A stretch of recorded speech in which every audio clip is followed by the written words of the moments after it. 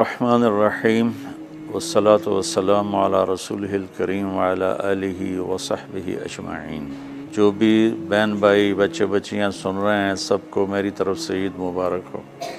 عید کی خوشی ہم کیوں مناتے ہیں، پہلے میں یہ تھوڑا سا واضح کر دوں کہ رمضان کا مہینہ اللہ نے پورا ایک ہمارے لیے خوشی کا مہینہ بنایا ہے، جس میں اللہ کی جنت کے دروازے کھول دیے جاتے ہیں، جہنم کے بند کر دیے جاتے ہیں، شیطان قید کر دیے جاتے ہیں، جنت کو روزانہ سجایا جاتا ہے، اللہ کا عرش پہلے آسمان پہ آ جاتا ہے، اللہ کی طرف سے اعلان ہو رہا ہوتا ہے، کوئی بخشش چاہنے والا، کوئی حاجت مانگنے والا، فرض 70 فرضوں کے برابر ہو جاتا ہے اور نفل فرض کے برابر ہو جاتا ہے، اور نفل اور فرض کا فرق اتنا بڑا ہے کہ قیامت تک 2 رکعت نفل پڑھتا رہے تو فرض رکعت کے ایک سجدے کے برابر نہیں، اور اس میں جو مر جاتے ہیں اہل ایمان ان کا حساب نہیں ہوتا،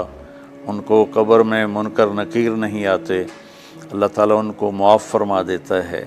اس طرح 29 دن رات یہ سلسلہ چلتا ہے، اور آخری رات پھر اللہ تعالیٰ اعلان فرماتے ہیں کہ میرے بندوں نے رات کو قیام کیا، یعنی تراویح کی نماز پڑھی، دن میں روزہ رکھا، تو میں نے اس پر ان سب کی بخشش فرما دی۔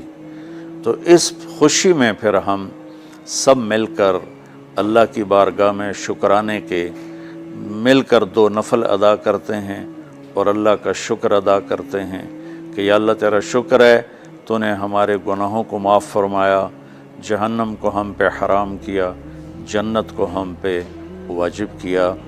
اصل تو عید کی خوشی کی یہ وجہ ہے۔ آپ عید کے لیے غسل فرماتے تھے اور اپنے کپڑوں میں سے اچھے کپڑے منتخب فرماتے تھے، اور فجر کی نماز کے بعد آپ اشراق نہیں پڑھتے تھے اس دن، باقی آپ کی ساری زندگی کا معمول تھا کہ فجر کے بعد آپ اشراق پڑھتے تھے، لیکن اس دن آپ اشراق نہیں پڑھتے تھے، غسل فرما کے پھر کچھ کھا کے، کوئی میٹھی چیز، کھجور ہی عام طور پر ہوتی تھی، کھجور کھا کے پھر آپ عیدگاہ کی طرف تشریف لے جاتے تھے اور پہلے نماز پڑھاتے تھے، پھر خطبہ ہوتا تھا، اور اس کے بعد جس راستے سے آپ جاتے تھے اس راستے کو چھوڑ کر پھر اور راستے سے گھر واپس آتے تھے، پھر وفود سے ملاقات کرتے تھے، سرداروں سے، صحابہ سے ملاقات کرتے تھے، اس میں کچھ کھانوں کا اہتمام بھی ہوتا تھا۔ اس طرح ایک عام روٹین کی عید ہوتی تھی آپ کی، ملاقاتیں کرنا، کھانوں میں جانا اور اچھے کپڑے پہننا، سب کو خوشی سے ملنا، یہ عید الفطر پر آپ کا یہ معمول تھا۔ باقی جو اداسیاں ہیں، ڈپریشنیں ہیں، اس کی وجہ آپس کی محبتوں کا کم ہو جانا ہے، اور دنیا کی ایسی دوڑ جس نے اپنے آپ کو بھی بھلا دیا ہے، اور آپس کی نفرتیں ہیں اور آپس کے بغض، حسد ہیں، ان منفی جذبوں نے ہماری خوشیوں کو دھندلا دیا ہے، ورنہ رمضان کا ہر لمحہ خوشی کے لیے ہے، اور عید اس کی پیک ہے، اور پوری زندگی اللہ راضی ہو رہا ہو تو خوشی ہی خوشی ہے۔ ہمیں اپنے ملک سے، اپنی نسل سے آپس کی نفرتیں، حسد، بغض یہ مٹانے ہوں گے، تب جا کر ہمیں حقیقی خوشیاں حاصل ہوں گی۔ میں اس عید کے خوشی کے موقع پر اپنی قوم سے ہاتھ جوڑ کے اپیل کروں گا کہ جھوٹ بولنا چھوڑ دیں، دھوکہ دینا چھوڑ دیں اور ظلم کرنا چھوڑ دیں۔ مذہبی نفرت نے ہمیں تباہ کر دیا، سیاسی نفرت نے ہمیں تباہ کر دیا، صوبائی قومی نفرت نے ہمیں تباہ کر دیا، آپس کی رنجشوں کی نفرت نے ہمیں تباہ کر دیا۔ میں ساری قوم کے سامنے جھولی پھیلا کر چاروں صوبوں کے رہنے والوں سے اور ہر مکتب فکر سے متعلق اہل ایمان سے یہ درخواست کرتا ہوں کہ آئیں ہم سچائی کو اپنا ساتھی بنائیں اور دیانتداری سے اپنے آپ کو آراستہ کریں اور انصاف کا ساتھ دیں، نہ ظالم بنیں نہ ظالم کا ساتھ دیں۔ اسلام 2 چیزوں کا مجموعہ ہے، ایک اللہ کا حق ہے جو عبادات کی شکل میں ہے، اور ایک اللہ کے بندوں کا حق ہے جو اخلاقیات اور معاملات اور معاشرت کی شکل میں ہے۔ یہ دونوں کمپلسری پیپر ہیں، دونوں لازمی پیپر ہیں، ان دونوں میں پاس ہونا ضروری ہے۔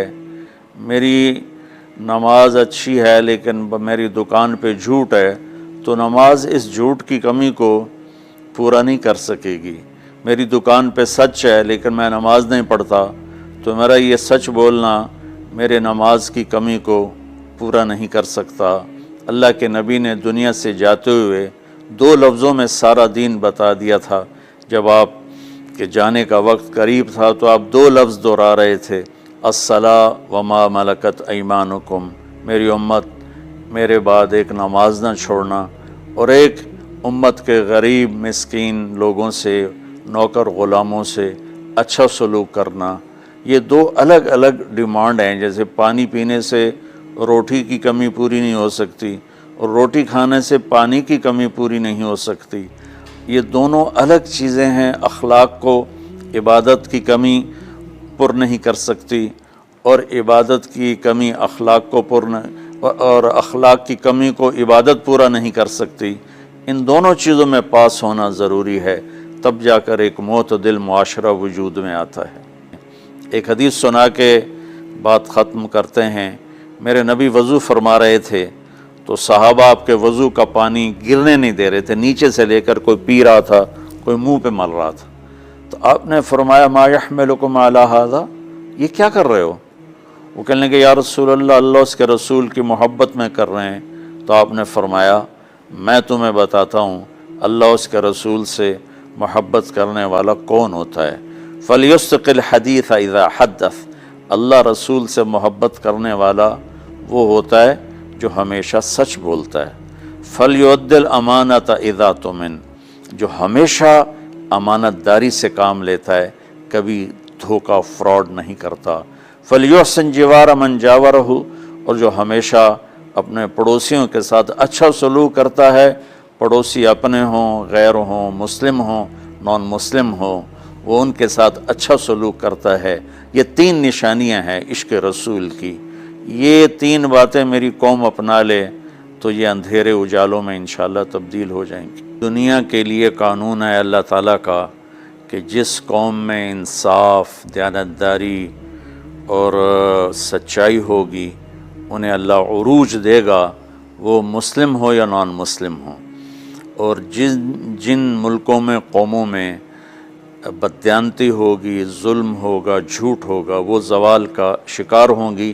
ساری ویسٹرن دنیا تو لیڈ نہیں کر رہی، ہمارے جیسے ملک بھی ہیں جہاں یہ ساری چیزیں ہیں تو وہ ہماری طرح ہی ذلیل ہیں اور ہماری طرح ہی وہ خوار ہیں۔ چند ایک ملک ہیں جنہوں نے ان چیزوں کی رعایت کی ہے تو وہ اس وقت لیڈنگ رول میں ہیں، لیڈنگ ماڈل میں ہیں۔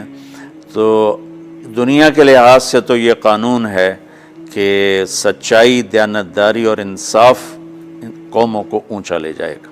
آخرت میں اللہ تعالیٰ نے اعلان کیا ان اللہ لا یغفر ان یشرک بہ ویغفر ما دون ذلک لمن یشاء۔ آخرت میں کامیابی کا آخری فیصلہ ایمان پہ ہوگا کہ اللہ تعالیٰ کا فرمان ہے میں شرک معاف نہیں کروں گا، اس کے علاوہ میں جسے چاہوں معاف کر دوں۔ تو ہماری 52 کے قریب اسلامی ریاستیں ہیں، وہ سب بری طرح اس زوال کا شکار ہیں، جس کی بنیادی وجہ یہ 3 ہے جس کو میں بار بار آپ کے سامنے دہرا رہا ہوں۔